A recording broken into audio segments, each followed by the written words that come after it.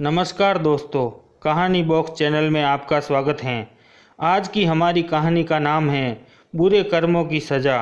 ये कहानी एक ऐसी माँ की है जिसका बेटा माँ को भूख प्यास से तड़पते हुए एयरपोर्ट पर छोड़कर चला गया। फिर माँ बनी करोड़पति आखिर कैसे, और फिर माँ ने दी अपने बेटे को बुरे कर्मों की सज़ा। एयरपोर्ट पर एक सफाई कर्मचारी सफाई कर रहा था। उसने देखा एक बूढ़ी औरत काफ़ी देर से एक जगह बैठी हुई थी और वह बार बार अंदर की ओर देख रही हैं। उस औरत को बैठे बैठे कई घंटे हो चुके थे, लेकिन ना तो उसे कोई लेने आया और ना ही उसके साथ किसी को देखा था। वह सफाई कर्मचारी राम जब सुबह अपनी ड्यूटी पर आया तब उसने उस बूढ़ी औरत को वहाँ बैठे देखा था और अब उसकी लंच का टाइम हो चुका था, लेकिन अब तक वह बूढ़ी औरत वहीं बैठी थी और लगातार सूनी आंखों से एयरपोर्ट में अंदर की तरफ देख रही थी, मानो किसी का इंतज़ार कर रही हों। उस बुजुर्ग महिला को ये अवस्था में देखकर सफाई कर्मचारी को उस पर तरस आ गया और वह उस बूढ़ी औरत के पास जाकर कहता है, अम्मा जी, आप कहाँ जाएंगे और यहाँ आप किसका इंतज़ार कर रही हैं? क्या कोई आपको लेने आ रहा है? राम के सवाल पर बूढ़ी औरत बोली, कमलेश मेरा बेटा अभी अंदर गया है, पता नहीं उसे क्यों इतना समय लग गया। तुम जाकर अंदर पता कर सकते हो क्या कि वह अभी तक क्यों नहीं आया? दरअसल मैं अपने बेटे के साथ ही यहाँ तक आई हूँ।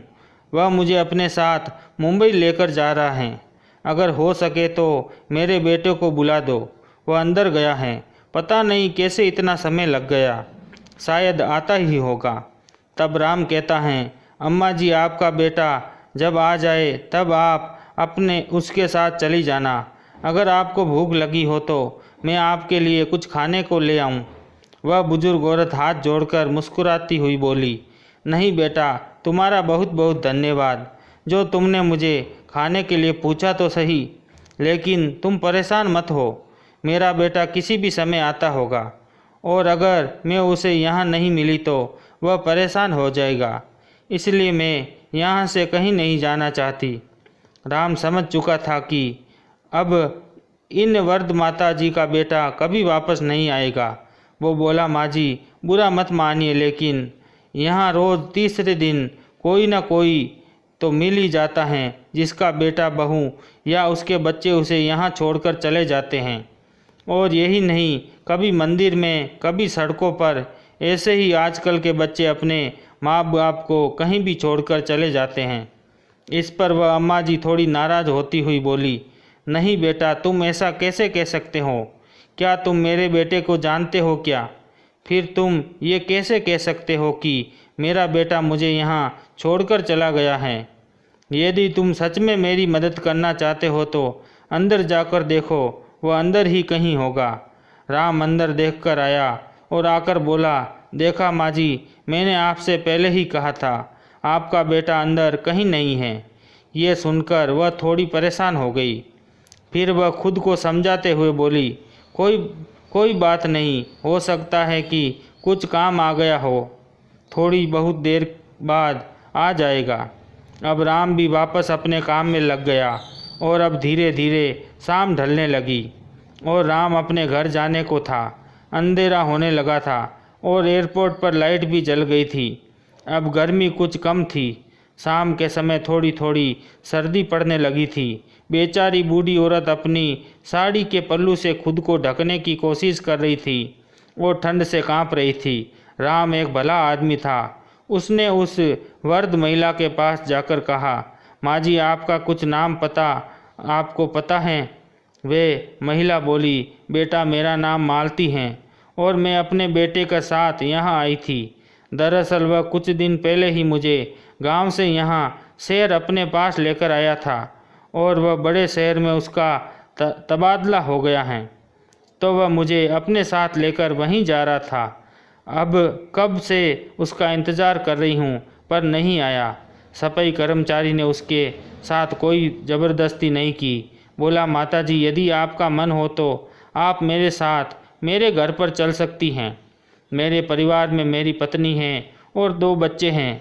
अगर आप चाहे तो सुबह यहाँ वापस आ जाइएगा। इस पर मालती जी बोली, नहीं बेटा, अगर मैं यहाँ से चली गई और मेरा बेटा कमलेश यहाँ आ गया तो वह मुझे ढूंढेगा, और अगर मैं नहीं मिली तो वह कितना परेशान हो जाएगा। तुम जाओ बेटा, मैं ठीक हूँ। राम मालती देवी को साल उड़ाता हुआ बोला, अब आप मुझे बेटा कह ही रही हैं तो आप यहाँ आराम से बैठिए, मैं अपने साथी को कहकर जाता हूँ। अगर आपको किसी भी चीज़ की ज़रूरत लगे तो बता दीजिएगा, और हाँ, आप ये शॉल ओढ़ लीजिए, क्योंकि रात के समय सर्दी पड़ने लगी है, खामखा आप बीमार हो जाएंगी। तब मालती देवी जी ने शॉल ली और उसे ओढ़कर बैठ गई। वह राम को लाखों दुआएं देने लगी। अब राम को भी काफ़ी समय हो गया था। वह अपने घर के लिए निकल गया और अपने घर जाकर उसने अपनी पत्नी को आज की घटना के बारे में बताया। उधर मालती देवी जी भूखी प्यासी बैठी थी और अपने बेटे का इंतज़ार कर रही। ठंड से सिकुड़ते हुए उन्होंने ऐसे ही पूरी रात बिता दी। अब वह बहुत चिंतित थी, क्योंकि वह वहाँ अपने बेटे के अलावा किसी और को न जानती भी नहीं थी। एक राम ही था जिसने आगे बढ़कर मदद देना चाहा, लेकिन अब तो वह भी नहीं था। वह बेचारी पूरी रात ठंड में ऐसे ही बैठी रही। अगली सुबह जब राम वापस अपने काम पर आया तो उसने देखा कि मालती देवी जी अभी भी वहीं बैठी हुई थी। राम ने आते ही सबसे पहले उनसे बात की और पूछा, अम्मा जी, अभी तक आपका बेटा नहीं आया क्या? नहीं बेटा, पता नहीं मेरा बेटा कहाँ चला गया, रोती रोती मालती देवी जी बोली। तो राम ने उन्हें पानी पिलाकर शांत किया और बोला, अम्मा जी, मैंने आपसे नहीं कहा, लेकिन मुझे कल ही शक हो गया था।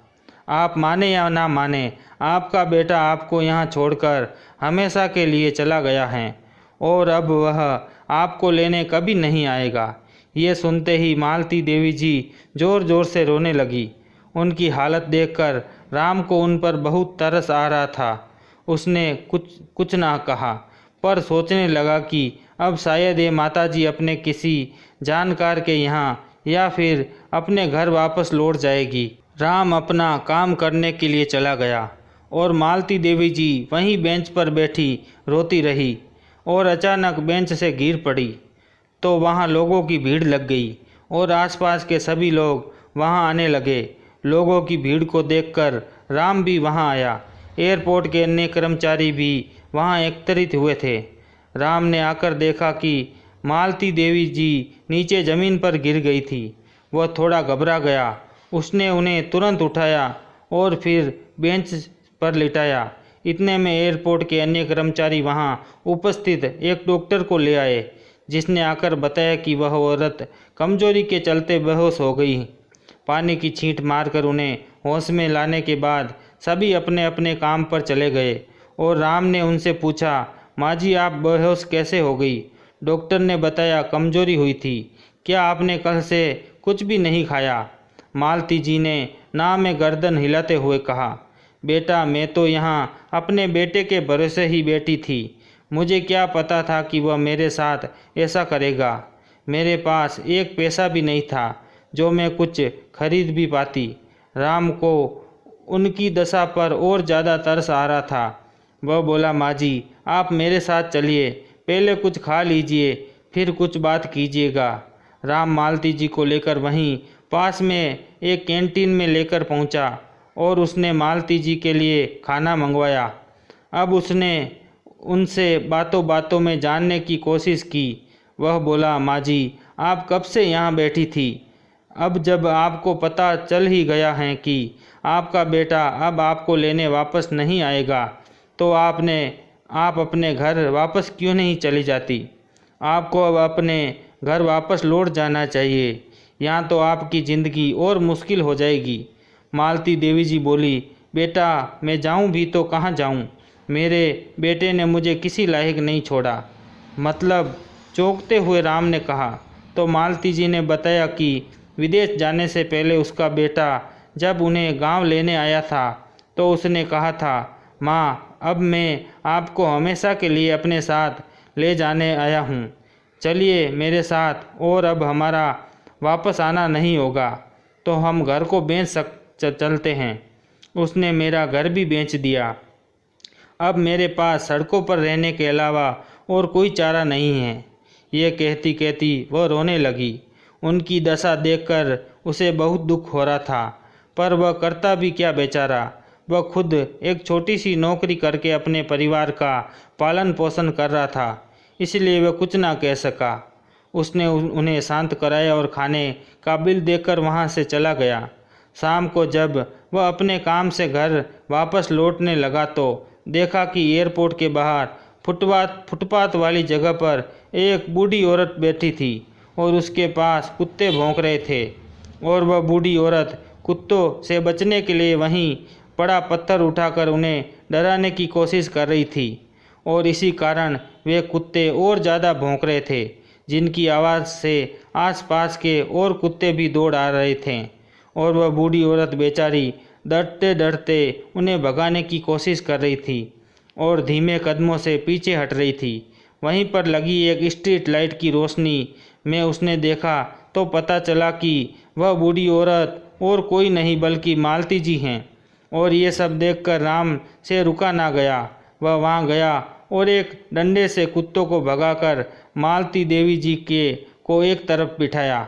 वो थोड़ा साइड में जाकर अपनी पत्नी को फ़ोन मिलाता है और अपनी पत्नी को सारा वाक्य बताते हुए कहता है, रीना, मैं अपनी माँ को तो पैसों की कीमत के कारण बचा नहीं पाया, लेकिन अगर कभी मैंने आते जाते देखा कि इस अम्मा जी के साथ कुछ बुरा हो गया तो मैं शायद खुद को कभी ना माफ़ कर पाऊँ।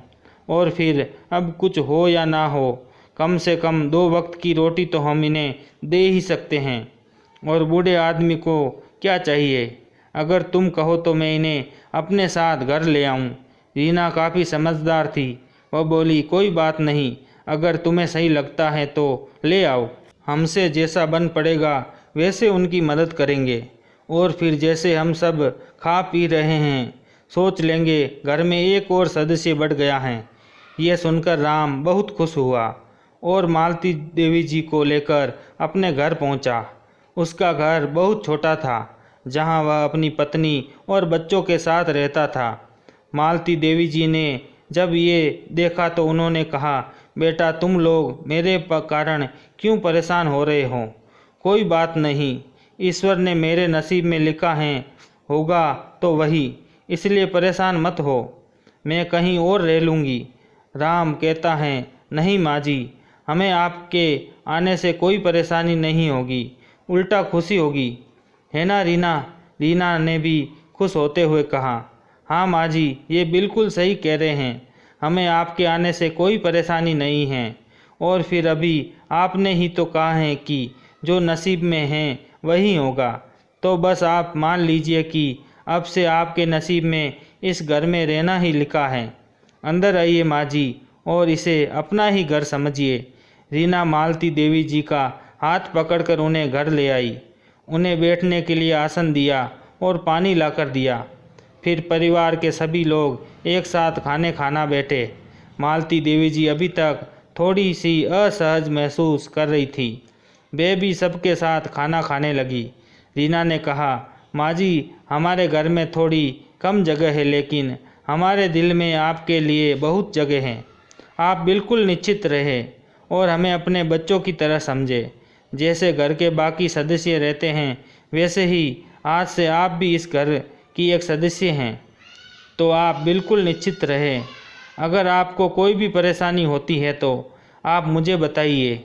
मालती देवी जी रीना की बात सुनकर आंखों में आंसू भरकर उसके सिर पर हाथ रखते हुए बोली, सदा खुश रहो बेटी। उम्र के जिस पड़ाव में मुझे मेरे बेटे ने ठुकरा दिया, वहाँ तुम दोनों ने मेरा इस मुश्किल घड़ी में साथ दिया है। आज के बाद तुम ही मेरे बेटा और बहू हो। उनके आंसू पोंछती हुई रीना बोली, बस अब खाना खा लीजिए माँ जी। और सब लोगों ने खाना खाया और सब सो गए। अगली सुबह राम नहा धोकर अपने काम पर चला गया और बच्चे स्कूल चले गए। घर पर केवल मालती देवी जी और रीना बची थी। वे दोनों पूरा दिन घर में बातें करती रही। रीना ने अपने घर परिवार और परिस्थितियों के बारे में सब बताया, और वैसे ही मालती देवी जी ने अपने बहू बेटे की करतूतें रीना को बताई, जिसे सुनकर रीना अपने मुंह पर हाथ रखकर बैठ गई। माँ जी, आपके बेटा बहू कितने घटिया इंसान हैं। भला अपनी माँ के साथ ऐसा कौन करता है। वो दोनों अभी आपका दुख नहीं समझ पाएंगे। उन्हें ये सब तब पता चलेगा जब उनके साथ भी ऐसा होगा। मालती देवी जी रीना से कहती हैं, बेटे, तुम्हारे घर में चाहे कितनी भी कम जगह हो, पर तुम्हारा दिल और तुम्हारी नीयत बहुत साफ और नेक है। तुम परेशान मत आज नहीं तो कल ईश्वर तुम्हें इसका फल ज़रूर देगा। अब शाम को राम आया और सबने साथ बैठकर खाना खाया और खूब गप्पे मारी। धीरे धीरे मालती देवी जी भी परिवार में घुल मिल गई थी। दिन बीतते रहे और ऐसे ही सबका काम चल रहा था। मालती देवी जी अब इस परिवार के सदस्य की तरह घर की हर क्रियाविधि में भाग लेने लगी। रीना भी बहुत कामों से निश्चित हो गई थी, जैसे बच्चों को देखना और बाजार से सब्जियां लाना। इसी तरह अनेक छोटी छोटी जिम्मेदारियां से मुक्त हो गई थी और वह इस बात से भी बहुत खुश थी। वह हमेशा ही कहती थी कि हमारे घर में किसी बुजुर्ग की कमी बहुत खलती है, जो कि अब मालती देवी जी के आने से पूरा हो गई थी। जिस तरह किसी पेड़ की जड़ ही उस पेड़ का वजूद होते हैं, इस तरह घर का बुजुर्ग भी परिवार के लिए उस जड़ के समान ही होता है। और राम के परिवार रूपी पेड़ को मालती जी के आने से एक मजबूत जड़ मिल गई थी। पूरा परिवार सुखी सुखी रह रहा था। मालती देवी जी ने एक बार राम से कुछ काम करने के लिए कहा था, लेकिन राम ने साफ साफ मना कर दिया। वह बोला, माँ, अगर मेरी जगह आपका बेटा होता, क्या तब भी आप उससे यही कहती, मुझे आपसे काम कराना पड़े, अभी इतने बुरे दिन भी नहीं आए हैं। माँ, और अगर ज़रूरी होगी तो मैं और रीना दोनों हैं ना। आप घर पर आराम से रहिए और अपना और बच्चों का ध्यान रखिए। अगर मुझे ज़रूरत लगेगी तो मैं आपको बता दूंगा। रीना भी कहीं काम देखने लगी। पर अभी सब कुछ ठीक चल रहा है, तो आप परेशान मत होइए। ये सब सुनकर मालती देवी जी कुछ और ना कह पाई और चुपचाप गर्दन हिलाकर बैठ गई। ये सब देखकर रीना हंसने लगी और बोली, मैंने तो आपसे पहले ही कहा था, पर आप ही थे। आप मेरी सुनती ही कहाँ हैं। अब ठीक है, अब तो आपको मानना ही पड़ेगा। आपके बेटे ने जो कहा दिया। ये कहकर रीना ज़ोर से हंसने लगी और मालती देवी जी के पास आकर उनके कंधे पर हाथ रखकर बोली, माँ जी, आप खामखा परेशान होती हैं। आप निश्चित रहे, सब ठीक हो जाएगा। यह कहकर रीना किचन में चली गई और सबके लिए स्वादिष्ट नाश्ता बनाकर लाई। नाश्ता करके राम और बच्चे स्कूल गए और रीना घर के कामों में लगी थी। तभी मालती देवी जी ने कहा, बहू, मैं सब्जियां ले आती हूँ, मुझे थैला दे दो। मालती जी ने थैला लेकर सब्जियां खरीदने निकल गई। बाजार से सब्जियां खरीदकर लौट रही थी तो हाथ में छोटा सा माइक लेकर एक लड़का लॉटरी की टिकट बेच रहा था, जिसमें हर एक टिकट 10 की थी और लॉटरी की रकम 10 करोड़ रुपए थी। ना जाने मालती जी के मन में क्या आया कि उन्होंने वह टिकट खरीद ली और वह घर चली गई। घर जाकर उन्होंने सब्जियां रीना को दे दी। रीना ने जब घर के कामों से फ्री होकर बैठी तो मालती जी ने उसे लॉटरी की टिकट दी और कहा, बेटा, इसे संभाल कर रख लेना, क्या पता हमारा नसीब की भी खुल जाए। रीना बोली, माँ, ये आप क्या ले आई? ये सब झूठी बातें होती हैं। मैंने आज तक किसी की लॉटरी लगती नहीं देखी। और खैर, कोई बात नहीं, आपका मन है तो मैं इसे रख लेती हूँ। ये कहकर रीना ने वह लॉटरी की टिकट अपने पर्स में डाल दी। मालती देवी जी जब भी सब्जियां लेने जाती तभी एक टिकट ले आती और जब महीने के अंत में उन टिकट के विजेता की घोषणा होने वाली थी तब उस लड़के ने टिकट देते समय बताया कि माँ जी, आप टीवी पर ये वाला चैनल चला कर रखना, इस पर लॉटरी का विजेता घोषित किया जाएगा और अपनी टिकटों को भी संभाल कर रखना। टीवी पर जो पता बताया जाएगा आपको टिकट लेकर वहां जाना होगा। अगर आपका नंबर आ जाता है तो मतलब अगर आपकी लॉटरी लग जाती है तो ठीक है।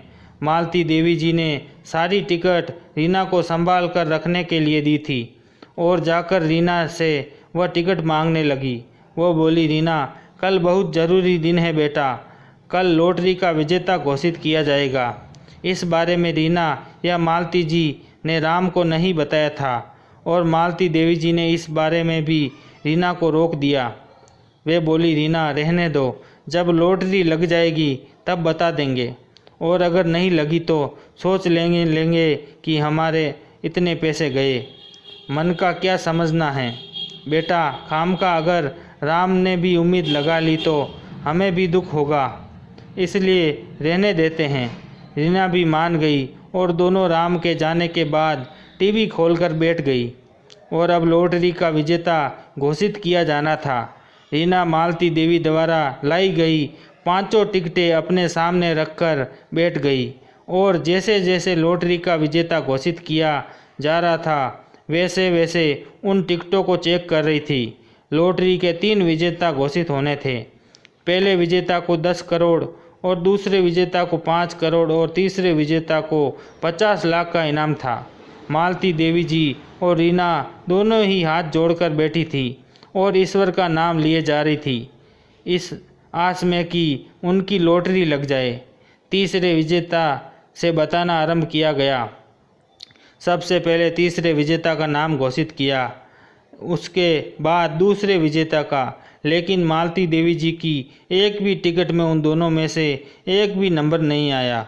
लेकिन अभी भी एक मौका बाकी था और वह दोनों टीवी पर नज़रें गड़ाए बैठी रही। जैसे ही तीसरा विजेता घोषित किया गया वे दोनों अपने सिर पर हाथ रखकर बैठ गई, क्योंकि तीसरे नंबर की टिकट यानी जो पहला विजेता था जिसे 10 करोड़ का इनाम मिलना था, वह विजेता भी कोई और निकला। टिकट का नंबर कुछ और था। मालती देवी जी के पास स्थित टिकट में से एक का भी नंबर उससे मेल नहीं खा रहा था। गुस्से में आकर रीना उन टिकटों को फेंकने लगी। तभी टीवी पर घोषणा करने वाले एंकर ने कहा, माफ़ी चाहते हैं दर्शकों, किंतु यहाँ एक छोटी सी गलती हुई है। ये जो पहला विजेता है उसकी लॉटरी टिकट की संख्या कुछ और है, गलती पढ़ने वाले से हुई है। अब उस एंकर ने प्रथम विजेता की लॉटरी का टिकट का नंबर घोषित किया और जैसे ही रीना और मालती देवी जी ने देखा तो उनकी आंखें खुली की खुली रह गई, क्योंकि मालती देवी जी कल जो टिकट लेकर आई थी वही टिकट प्रथम विजेता थी। ये सुनकर दोनों फूली ना समाई और खुश होकर नाचने लगी। दोनों बहुत ज़्यादा खुश थी। रीना और मालती देवी जी दोनों बहुत खुश थी और खुशी के मारे वो दोनों उछल रही थी कि तभी राम घर आ गया।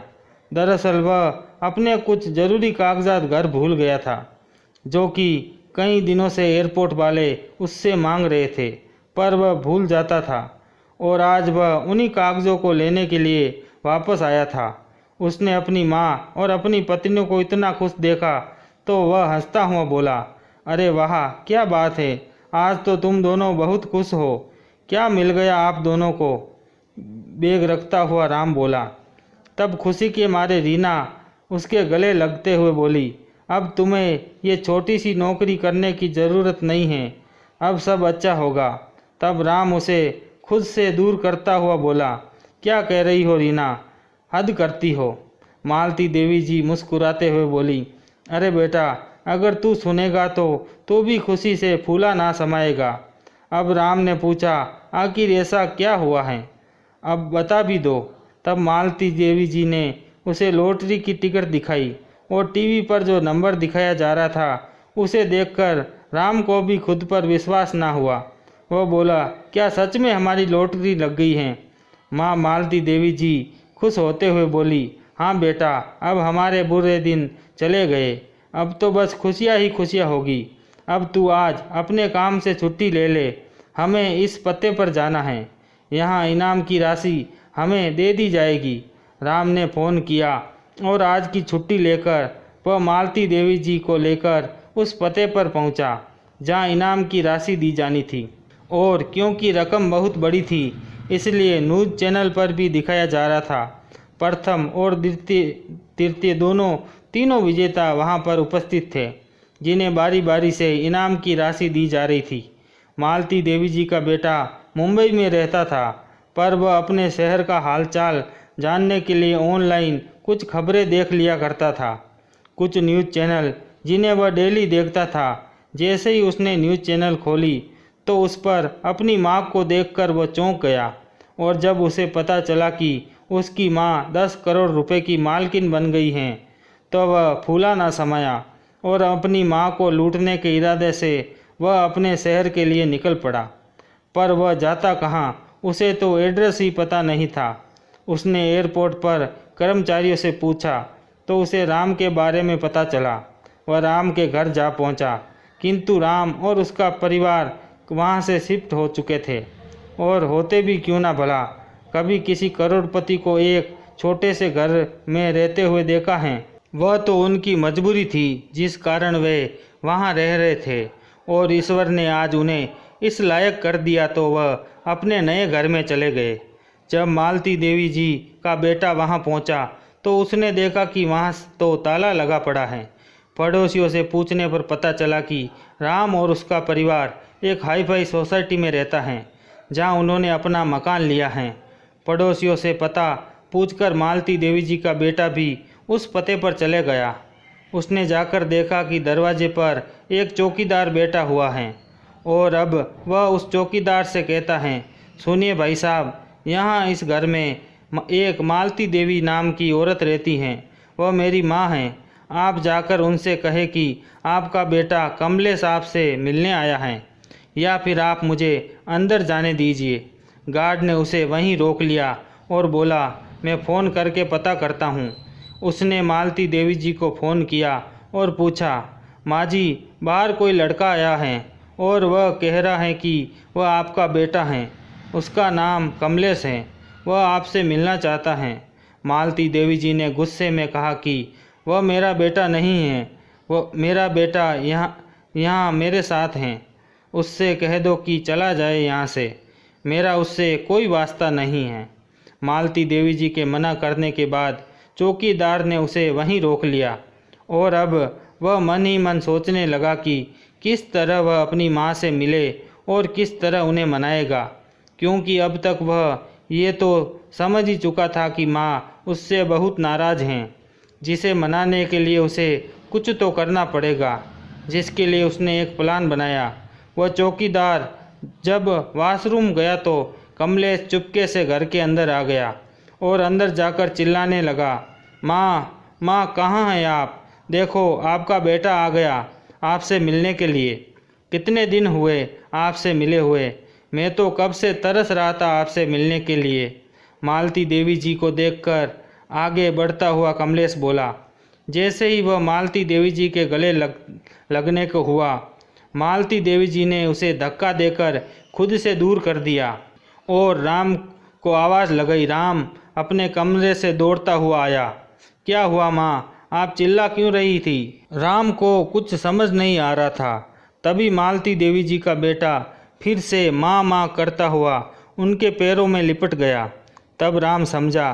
राम उसे उठाता हुआ बोला, तो तू है वह नालायक और कमीना बेटा जिसने अपनी माँ को तड़पने के लिए एयरपोर्ट पर छोड़ दिया, जिसने ये भी नहीं सोचा कि वह कहाँ रहेगी और क्या करेगी, वह अपना जीवन कैसे जिएगी, जिसने उन्हें जीते हुए मरा हुआ समझ लिया।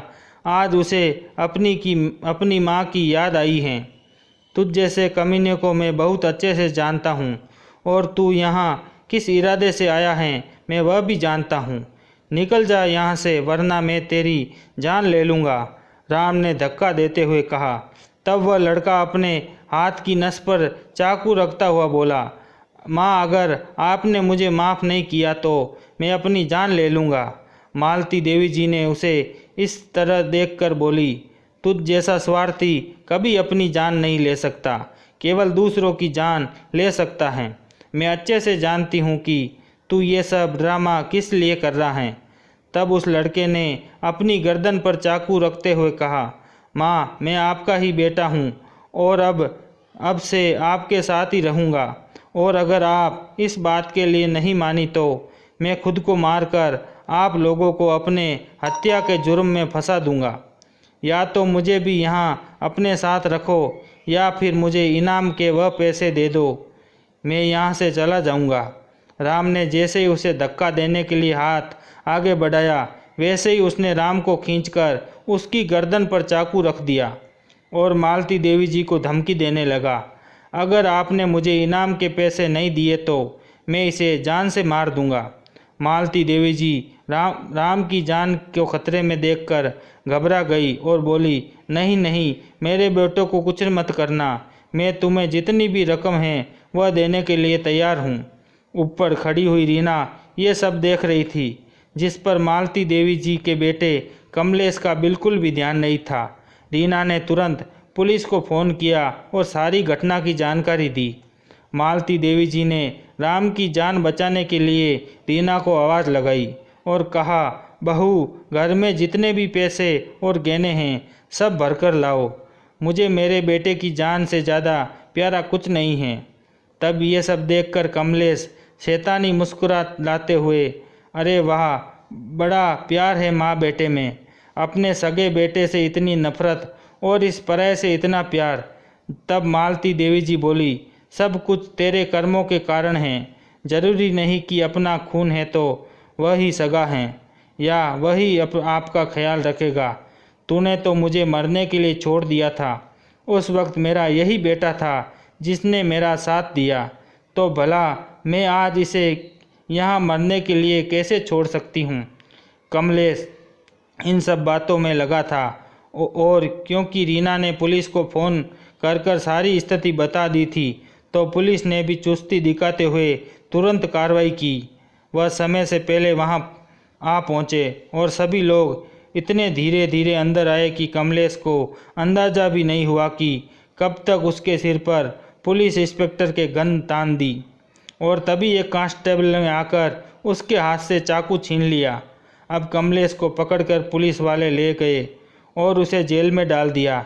सबूत का कोई अभाव नहीं था, क्योंकि पुलिस वालों ने उसे रंगों हाथों पकड़ा था, किसी की जान लेने की कोशिश करते हुए, जिसके कारण कमलेश को उम्र कैद की सज़ा हुई और मालती देवी जी अपने बेटे राम और बहू रीना के साथ खुशी खुशी रहने लगी।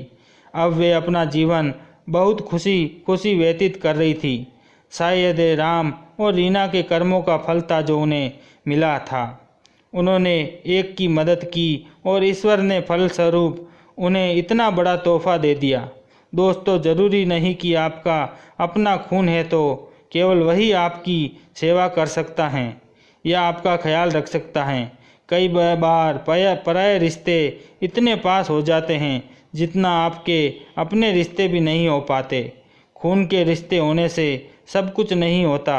इंसान के मन में दूसरे व्यक्ति के लिए जब तक प्रेम की भावना ना हो तब तक वह रिश्ता किसी के लिए अच्छा नहीं होता। स्वार्थी व्यक्ति किसी का सगा नहीं होता, चाहे वह उसके अपने ही क्यों ना हो। आज राम पराया होकर भी मालती देवी जी के लिए सगे लड़के से भी बढ़कर हो गया और कमलेश सगा होकर भी दूर हो गया। तो आज की ये कहानी आप सभी को कैसी लगी, नीचे कमेंट बॉक्स में लिखकर मुझे ज़रूर बताएं।